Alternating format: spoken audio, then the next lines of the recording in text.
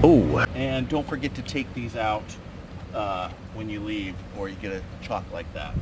Who wants to live crooked? Time to handle the stinky slinky. You can have red, you can have brown, that's appropriate. Oh no! We are at John Pennekamp State Park in Key Largo, Florida, and this is our complete RV living full-time campsite setup. I'm going to go through all the steps that we go through to get completely set up, from pulling the RV in to ready to relax and kick back and chill. I'm Tom. I'm Tom. And I'm Cherie. And I'm Cherie. And we're Enjoy the Journey. And this is EnjoyTheJourney.Life.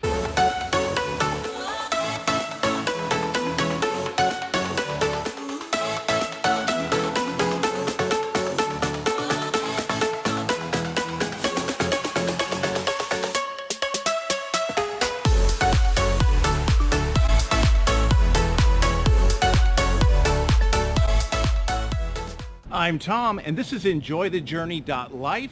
Our channel is all about RV living and traveling full-time.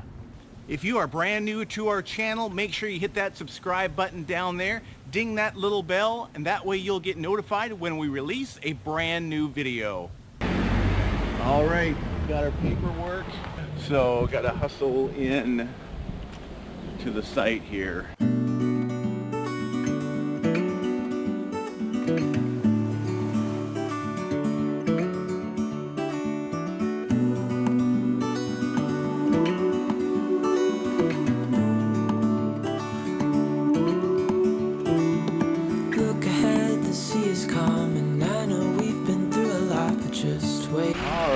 Here we are, our campsite. It is a little narrow, but looks like I got some ability to move around here. Pull up there, back in. Hold on tight. I can smell the shore, it's right in front of us if we just hold on tight.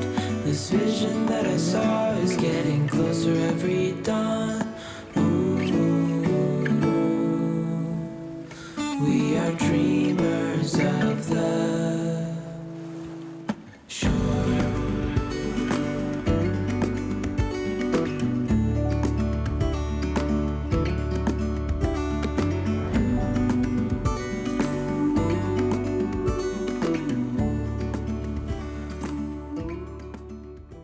Well, this is a tight spot for the Columbus, but I think we're in. Just gotta check the level. You can see just missing the grill here, and I could go back a little bit with the weeds, which I might want to do. And I could come back. The slide's gonna open, so a couple more feet there. Plenty of room for that slide.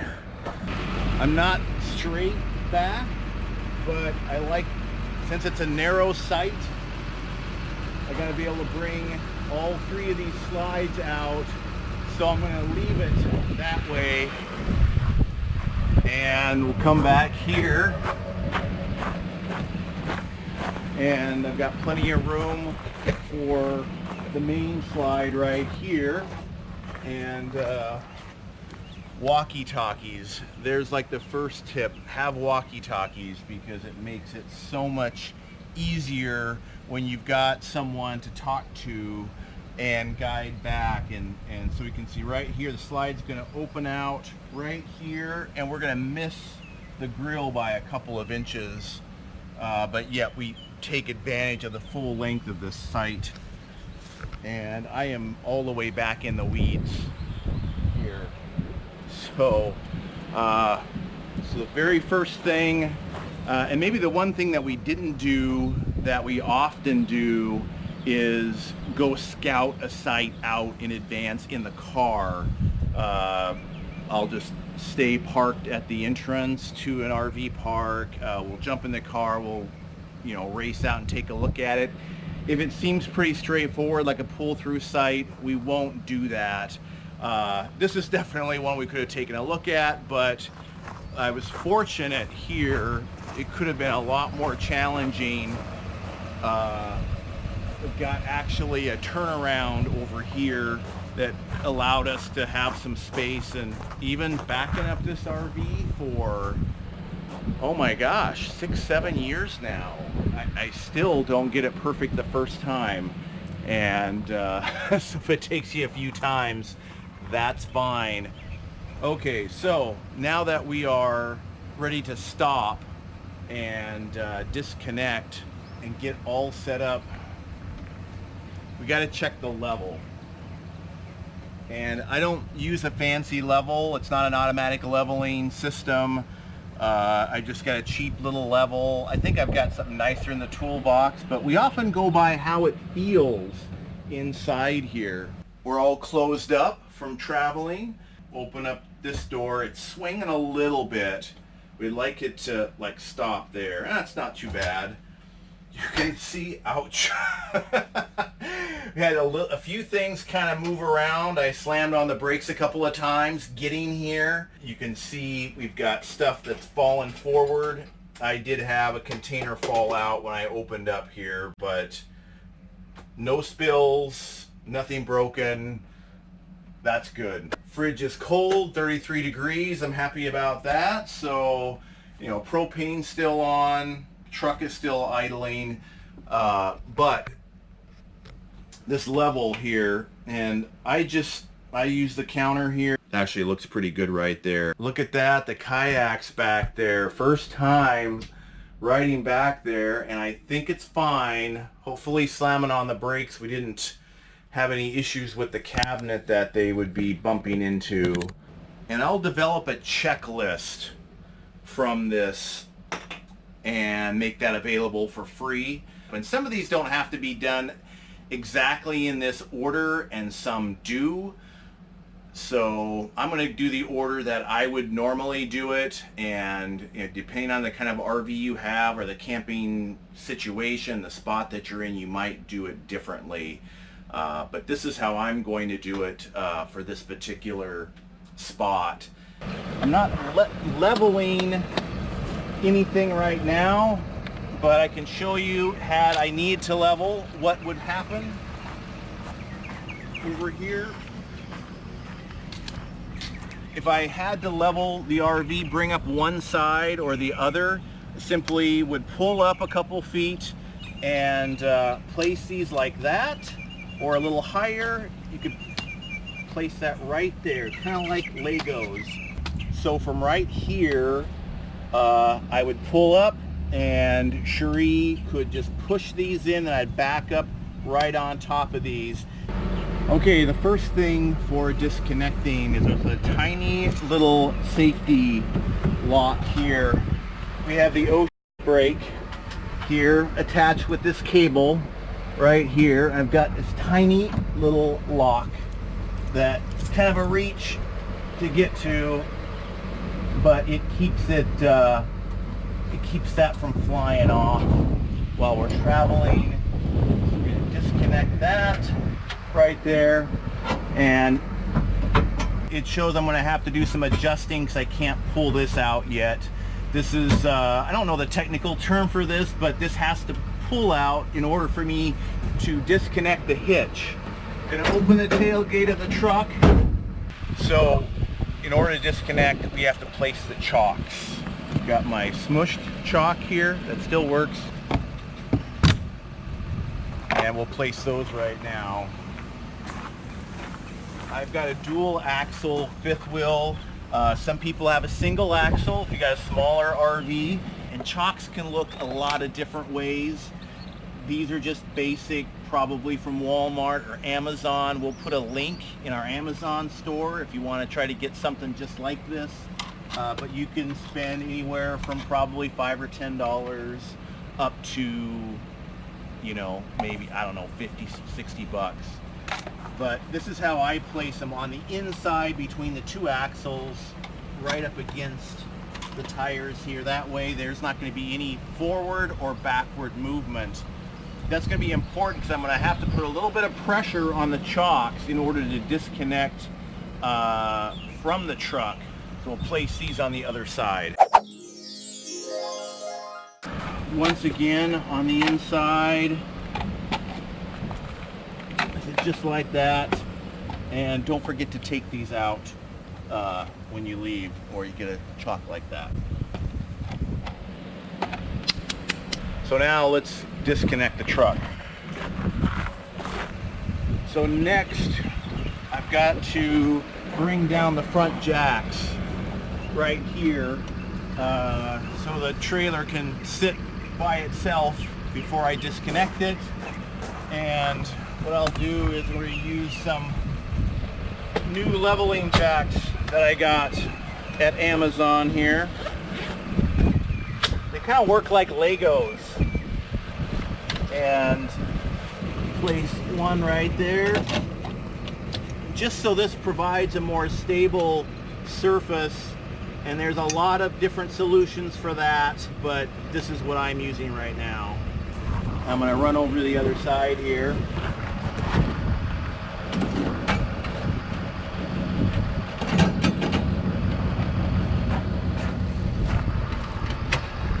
So I'm not going to extend these fully right now until I get the truck disconnected. This is bound. It should just pop right out. So that means we're not perfectly level or something. There's some pressure one way or the other. I've got to equalize that so that I can pull this out and properly disconnect. Nope, nothing yet. Just put it in neutral. So we'll try reverse. Ah, success. There we go. So now we will disconnect the truck fully.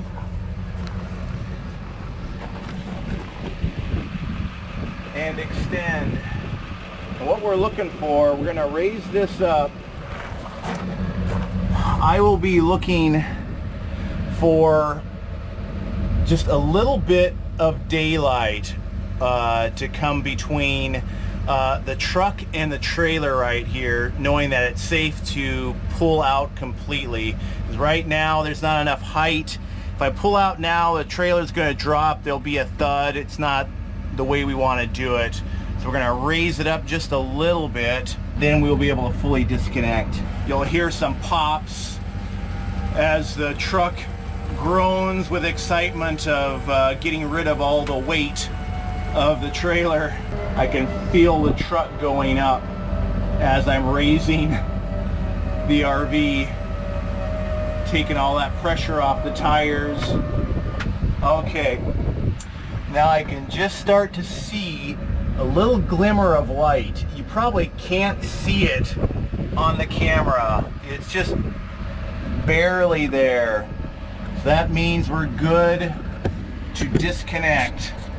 I'm going to pull the truck forward and then we will be free of the RV.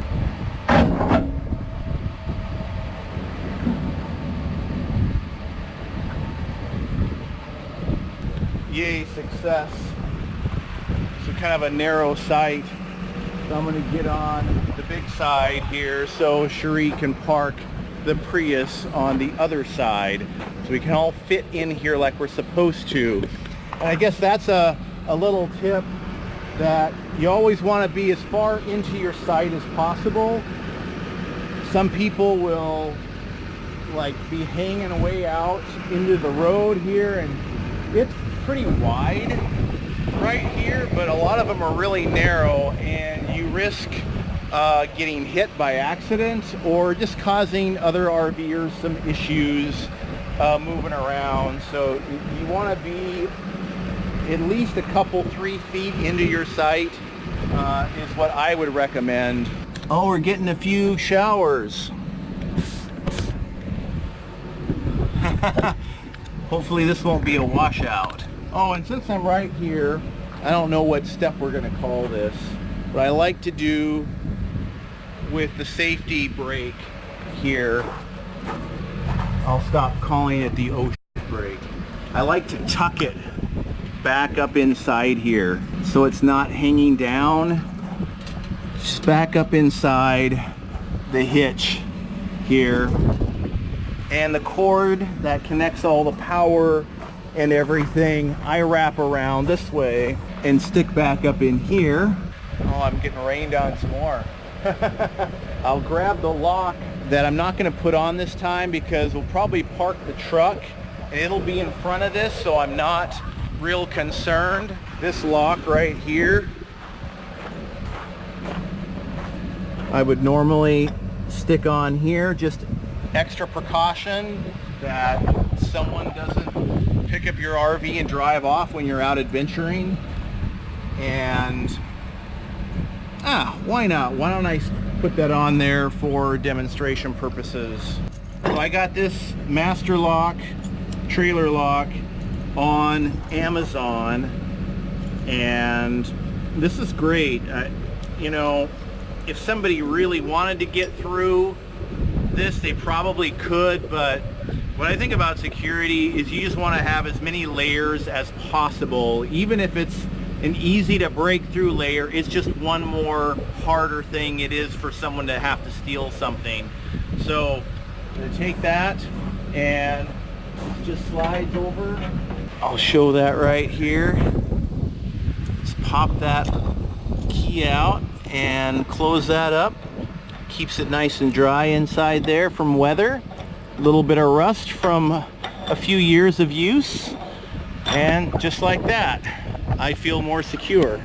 So another tip, we're only here for 3 days, and there's a possibility we'll take the kayaks out. So, I mean, disconnecting the truck is probably a good idea anyway, but for short stays, I probably would have stayed connected, provided we were level, which we are, fairly level. Stayed connected. It provides a little more stability to leave the truck connected by providing other support right here. It's just one less thing when we leave in a few days to have to do because you're already connected.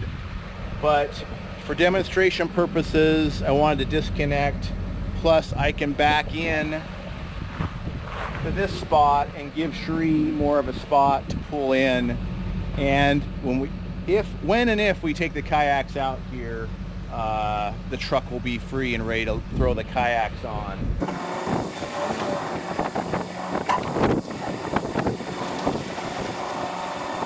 All right. One of the things I'll have to do is to re-level. Since I had to raise the RV up so much to disconnect the truck, it's not level anymore. So I'm going to go ahead and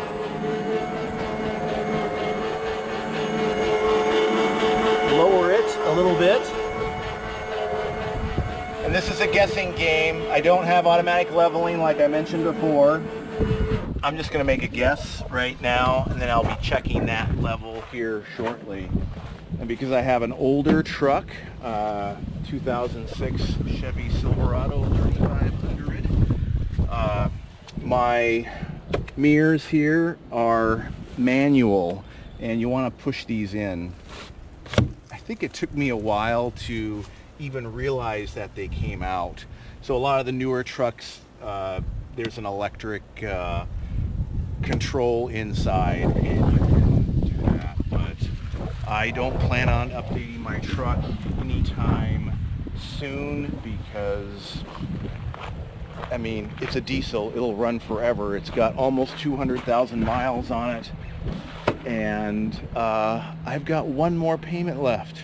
One more payment on this baby. So it's the Columbus that we're planning to upgrade here soon to something else. But now there's a nice spot here so Cherie can pull in. And I've got just one little branch here that's going to touch there a little bit. Hopefully it doesn't make too much noise at night, and it's not going to do any damage. So I'm going to step inside and check the level once again here to see how it looks. So it looks good that direction. I'll flip it this way. Oh, look at that. So this is front to back, and this is side to side.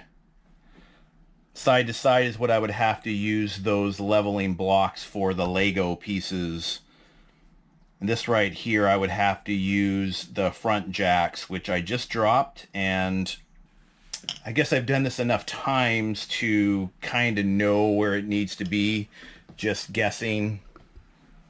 But we're going to call that good for 3 days of staying. I mean, I might, if it was a longer stay, I might monkey with it just a little bit. I mean, I don't think it's perfect, but you do want to be level, because who wants to live crooked? It's not good, and the refrigerator will not work properly depending on the kind of RV refrigerator that you have, if your RV is not level. Why do I have my sunglasses on inside? So now it's time to get things connected. This is a preference for my setup of the RV, is I like to plug in the shore power before I do slides out and anything electrical, because on the battery they just don't have as much power, as many amps, I guess, driving it, because I've got 2 batteries compared to being plugged into regular shore power. And so I'm going to do all of that, getting those things connected. Plus I like to connect the sewer before I pop out the slides, because then if you do the slides first, it's harder to get your hoses straight and all of that. So RVs are all pretty universal, where the business side, we've got the sewer right here, which is pretty standard. Might look a lot of different ways, you know, depending on the RV space that you've got. And site number 28, we've got the different choices here.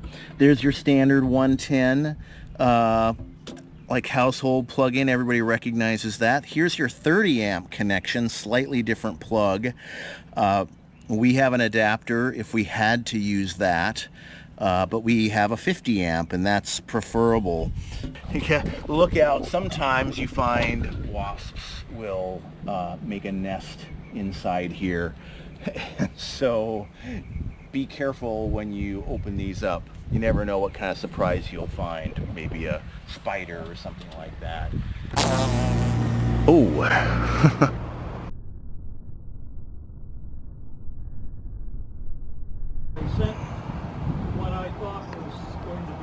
You always want to start with the power off. So I got to get my cords, come over here. It's like a shared water connection with my neighbor next door, and this is my connection. Looks like they've recently replaced that. I like to check it to see how much water pressure is there. So I decide whether or not to put a pressure regulator on here. And actually, I'm going to pull that out. Show you guys what I'm talking about.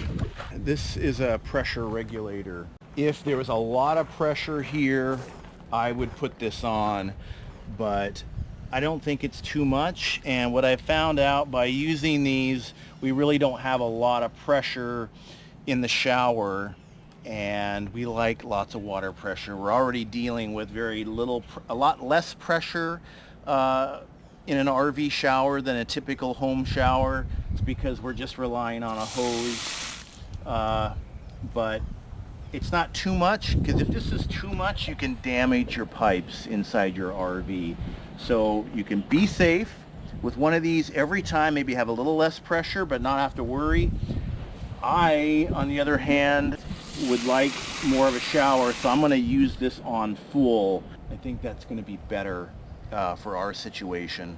But this right here is an RV basic that you're going to want to have just in case, because you will have occasions where you're going to want to use that. You can find links to all of the items and more that we talk about in this video by going to our Amazon store. The link will be below in the description for this video. And on our page, you will find our RV living campsite setup basics. and you can order any of these items or do all of your Amazon shopping. Easily save our link to your computer for future orders, and be sure to share that with your friends because that does help support the channel. These are some of the supplies you're going to want to have. We've got the 90-degree angled sewer connection here. We've got a splitter because I actually have two, well, a black tank and gray tank, one release right here, and we'll go over here, and I've got the kitchen release. I don't have to have both of them connected at the same time, but it's just handy. I'm going to go ahead with the full setup. Sometimes I'll switch hoses back and forth, and hoses you can find at Walmart. I've done that. I order them on Amazon. I'll put a link in our Amazon store to some sewer hoses. You can get them in different colors. How exciting. You can have red. You can have brown. That's appropriate. We're going to be, with this contraption here, we're going to be able to have everything connected like it should. Well, they call this the Stinky Slinky. This is your slinky support here to keep it elevated off the ground. And you can see this is raised up a little bit, and this is raised, so if you don't have that, your hose is going to hang down and then up, and you'll have your water and sewage collecting down along the ground, and that's not a good thing. So I would recommend this. We'll provide a link for that as well. I pull this out, cable connection, which we will not be using, but here's our guts on the inside. There is a cable TV hookup, but we are in a state park. There is no cable hookup, which is not a big deal. We just came from a park that had that, so that was nice. And disposable gloves for handling your sewer hose. This is a power extension cord, which I had to use. We've got our power box right here, and our connection is way back here, right there. Pop that open. But depending on the site, that thing could be far away. So I've got that extra extension, but I won't need it this time. And the freshwater hose right here. This is important. You don't want to use a garden hose because this is rated for drinkable water. So here's our regular power connection with a surge protector. It's very basic. I will look for this on Amazon. I bought it several years ago, and it was recommended. I don't think it was much more than $100, but you do want some protection from different RV park power issues, surges. Some RV parks have terrible power, and I have heard all kinds of stories about people blowing out their appliances from surges, and yeah, you want a surge protector for sure. And speaking of power, I showed you this piece already. We don't need a splitter for the hose. I just pulled that out. But these adapters here, here's a 30 amp adapter to 50 amp in case, well, we'll just show you over here. I've got to hold that up, prop that up here. In case we had to use this, we could put that in there, and then the 30 amp connector goes just like that, and then that goes into the other. Or some parks we've been in only have the 30 amp but not 50, and we've got to use that right there. But we have a big rig and we use a lot of power. If we're on 30 amp, then we can only run one AC, and in these warm temperatures we need both of them. So just stuff like this, RV basics again, stuff that you should pick up. Time to handle the Stinky Slinky. You can get these gloves just about anywhere. These are great value. Oh, and they all came out. Very important when handling the Stinky Slinky.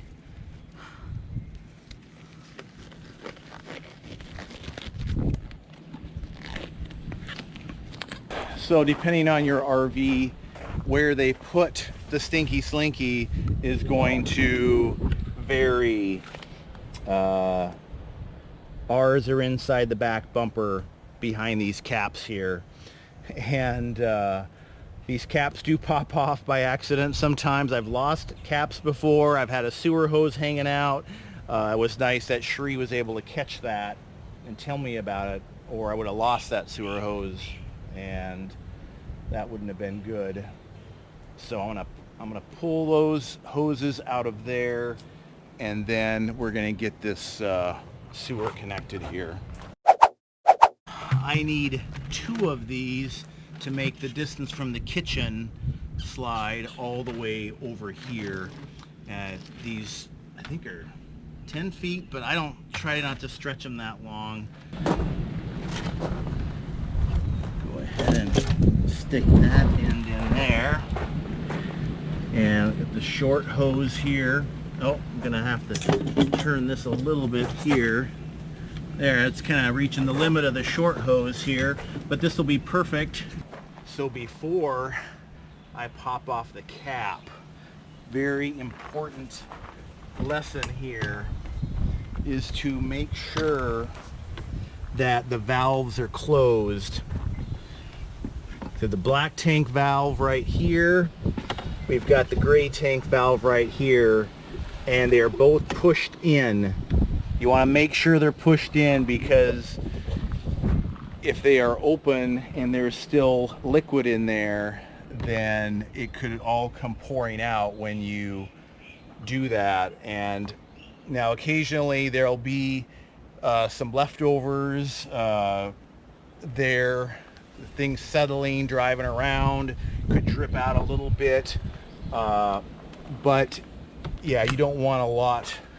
The less is better, I guess we should say, with that. So I gently turn it, holding it tight, put this right underneath, gently ease that like that, so that if there's any drips right here, that it will catch it, and then this just turns on just like that. And then it's elevated here a little bit. I'm going to take a piece of this right here to keep it elevated.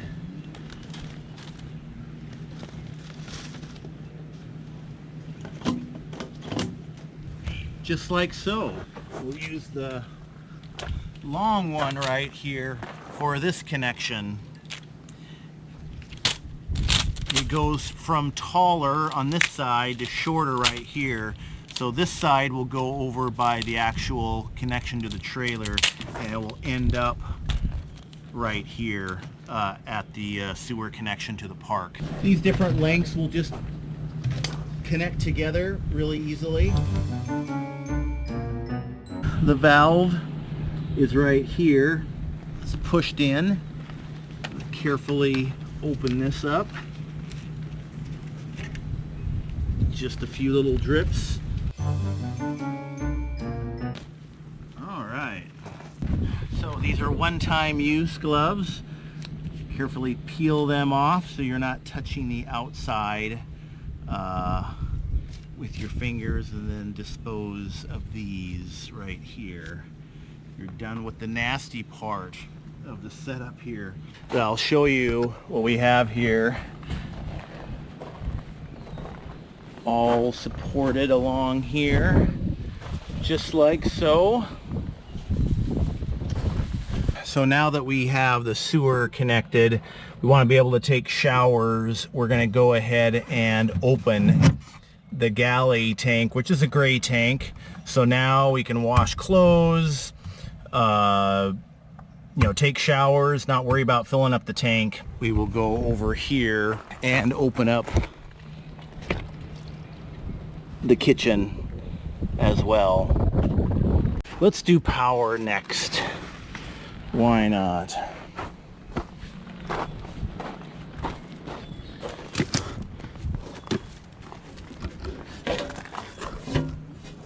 So what you want to do, you're going to plug the power this in first without being connected to the RV. And why do you say that? We're going to make sure that it looks good with these codes right here. These little warning lights right here. Just put on the power, take a look. We want 1 on and 2 off is correct wiring. So 2 is off on both sides here, so we know we're good. So now I'm gonna shut off the breaker. Now I will make the connection to the RV and then turn it back on. You don't want to connect it live in case, I guess that's just what I was told. I have a little bit of experience with electrical things, but I won't say that I'm an electrical expert. And you can see this is the standard cable, and it's plenty long. We're all the way over here. So pop this open, and the way this works, you push it in and then you twist it to lock like that. So now it's not going to pull out. And I typically will try to stash the cables underneath, make it look as neat as possible. So now we are ready for power. There we go. And I will take a look inside, make sure that the refrigerator goes back to regular electric and not propane. So we got power, we have sewer. Oh, one more thing, we have water. Let's get that water connected, then we'll be ready to go. Got the fresh water hose here, and we will get this connected. These control centers are going to be a lot different for different RVs, and I can show you how mine works, and then whoever sells you your RV, is going to teach you how yours works. What I have is this little plug that comes up around the gray tank release there. This allows me to bring the hose up this way, and here's my fresh water connection. This little 90-degree thing is a lifesaver in my opinion, because without this, and I'll link to this in Amazon as well as an RV Basic, the hose would have to do this, which I did for several years, but it keeps pulling on this plastic piece, and that can eventually break. So this makes more sense, and you just make the connection that way. There we go. So that's good there. No other connections to worry about in here. And down comes the rain here. Just good, because I am just about done to put away some of this stuff here and get inside. Oh, I almost forgot. I have to deploy the rear stabilizing jacks manually. Now, some people will use electric, which it came with. I guess I'm working in the rain here. But I'll be out of it soon enough here. So normally I could extend it right here, but it stopped working and it's gonna have to be replaced. Oh no. Maybe I don't want to work in this much rain.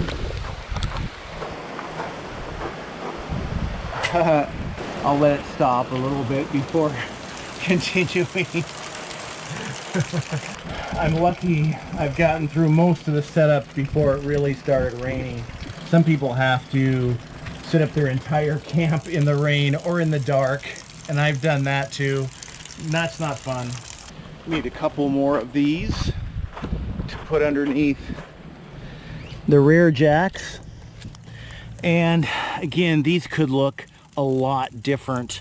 Some smaller RVs have some individual jacks that you hand crank around. You can add in other jacks if you want more stability. I think our RV is pretty stable. It's not 100% perfect.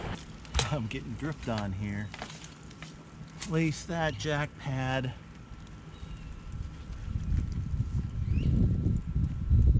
Or leveler or combo device, whatever. And I get a little bit of a workout.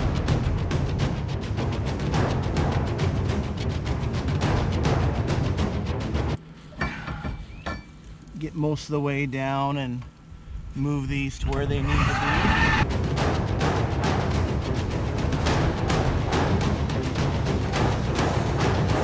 Really soft grass, so I've got to really crank on there. So that should be good. There you can see it. You can see over there. All right. Now I think I'm ready for taking out the slides. Oh, I didn't turn the water on yet. That would be good. Last thing, before going inside, we're going to turn the water on. There we go. Make sure there's no kinks. Got a little bit of a loop there. Shouldn't be a big deal. Yeah, head inside here. One of the things I do is here's our inside panel control, water pump, and here's the water heater. I do shut off the water heater while traveling. I don't have to, but because the water just stays hot in there, but it's just a preference. So seasoned RVers out there, let me know what you guys do. So there we go. Just turned on the electric. Sometimes we use the propane. If we're going to be using a lot of hot water, need to take a lot of hot showers, adding in the propane heat for the hot water helps. And again, I'm just giving very general advice because I'm sure this is different depending on the RV that you have. Our RV hot water heater is only 8 gallons, I think. So we use it up pretty quickly. We are hoping to upgrade that with a different RV or eventually get like a always hot water heater. It is hot in here, but I'm not going to turn on the air conditioning yet. We're going to check the water. Yeah, pressure's not too bad. Doing that kind of helps to get some of the air bubbles out. When I go up into the bathroom, and no air bubbles there. For the sink, before I turn on the air conditioning, I'm going to deploy the slides because I want to hear if something doesn't sound quite right. You can see we're all buttoned up here, and I'm going to finish turning on all the lights that we can because you want to be able to see when I'm opening up slides. I have had a cabinet open up and something get caught down in a slide, and if you don't listen for it and catch it when you hear something that is immediately sounds wrong, you can damage your RV, your slide, and damage whatever fell down in there. And I have definitely done that. So learn from my mistakes. I can't even really get back in there to look. So what I typically will do is the main slide right here. It's got our dining table / desk, couches. I will take this out So I can see right here, we've got no issues right here. You can't see way back there, but we don't keep anything back there. I'm going to bring that one out, and then I can take a peek at the other slides. Then we will, hopefully the kayaks don't shift over as we do this. And before I do that, I'm just going to show you right here, this slide control right here is what's going to open that. We've got kitchen slide right here, and we've got the entertainment slide and our main slide. And look at that, I did the wrong slide. I did the entertainment slide. I always get those guys mixed up.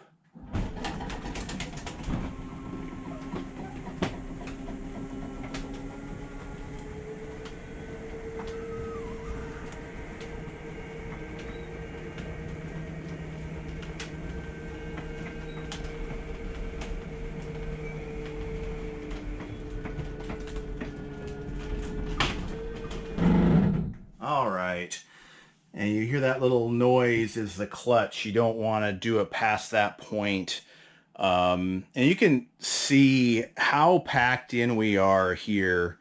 I know this looks a little messy right here, but it's literally our desk things end up getting piled up right there. Look at those kayaks like that. But now we actually have the ability to look down in the cracks here and make sure there's nothing down in there that would be an issue.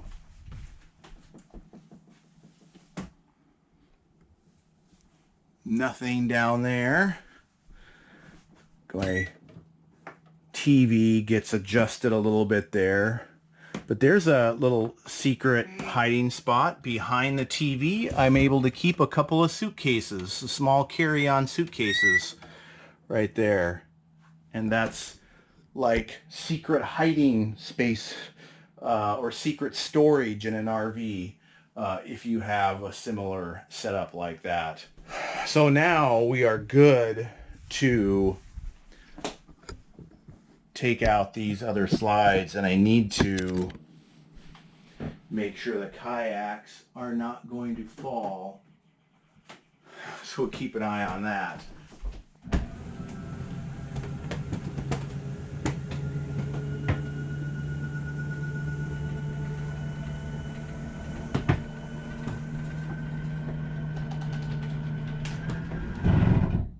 All right. I should probably... Oh, they're pretty stable. So I guess I'm going to leave that right there until... I might be able to tackle that myself. Let's take out the kitchen slide.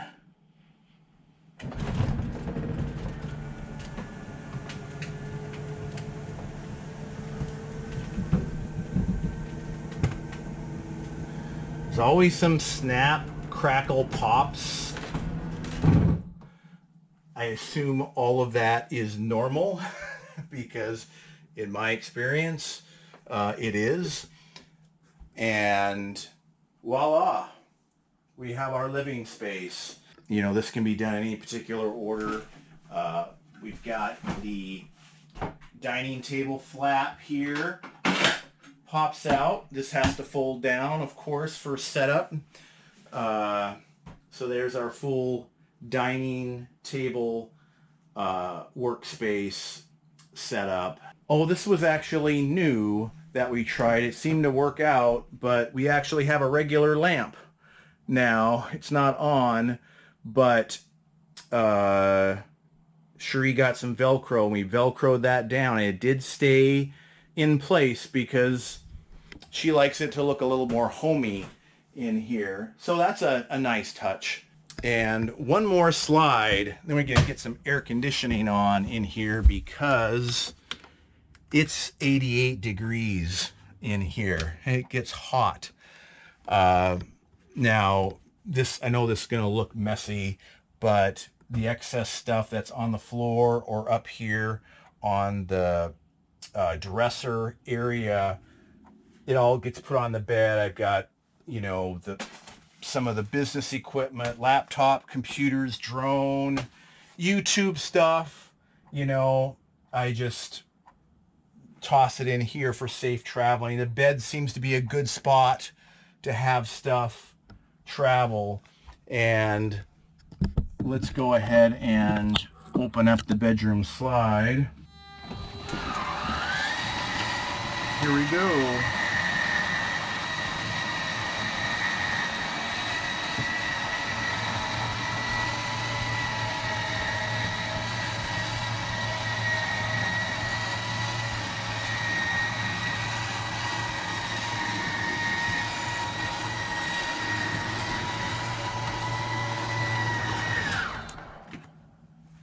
Voila. And now we have full access to our bedroom. This has been an issue. I actually repaired this door recently. It's very heavy. You have these snaps that keep it from sliding. And it looks like this just popped out of the wall right here. Let's pop that snap off. I'm going to have to do something with this. But I fixed this door in a previous video. It's very heavy. So now, there we go. It's free to slide. What else is like that? I mean, if we wanted to try to get TV, we would extend the antenna right here. We'll go back in the bathroom here. Everything is all over the bottom of the shower. I mean, can you believe the size of this shower? I mean, this is huge. Huge shower for an RV. But stuff that we would normally keep up here, just, we put it down. It's all slid forward. I had to put on the brakes a few times. Everything slides forward in an RV. That's a tip too.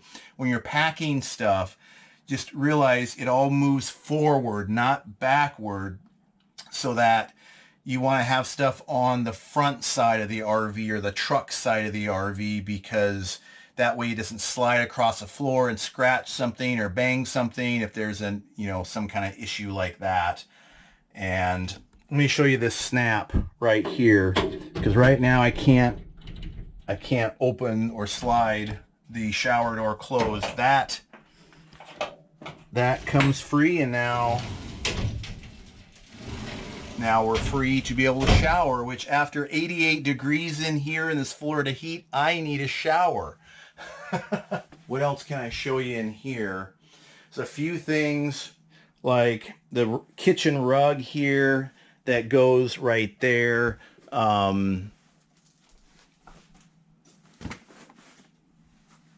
That has to obviously be somewhere else other than the side when it comes in all the way up to this point right here. We've got Instant Pot and the air fryer, which those are must-haves. You can also find that in our Amazon store. Cherie swears by them. I swear by the Instant Pot. I definitely use that myself. I haven't used the air fryer a lot, but yeah, must-haves for an RV. That stuff will go up here. In fact, let's just place it there, and that way it's going to be ready. This kind of stuff we don't leave on counters.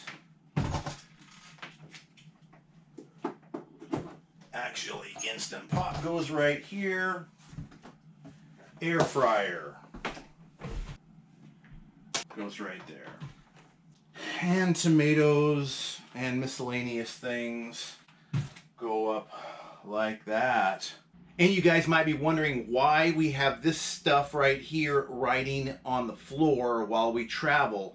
Well, there are bumps along the way, and this could easily end up on the floor with a loud thud if we left this up in place. So we have to clear everything off pretty much. There's a few items that don't move around as much, but we don't want these to end up falling down. So they ride safer here, again, against the back here, because everything is going forward. So that is your complete RV setup. Other than removing the kayaks and bringing up the shades, making a late lunch. So we want to hear what you think about this video. What do you do that's different for your RV, or what did you find that was odd or maybe out of order? You can get our complete campsite setup checklist by clicking up here or clicking on the link below in the description. You'll sign up for our email newsletter and there will be a link in the next email that we send out. Let us know what you thought of this video. Give it a thumbs up if you like it.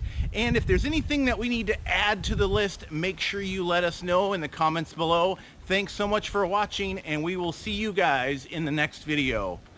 For more of our RV living and traveling full-time videos, click right up here and you'll be directed to the next video.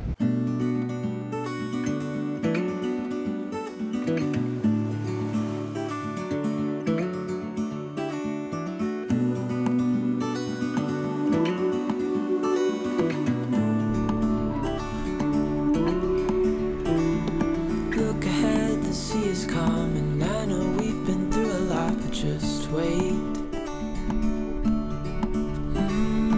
wait for better days to come and carry us like wind in our sails.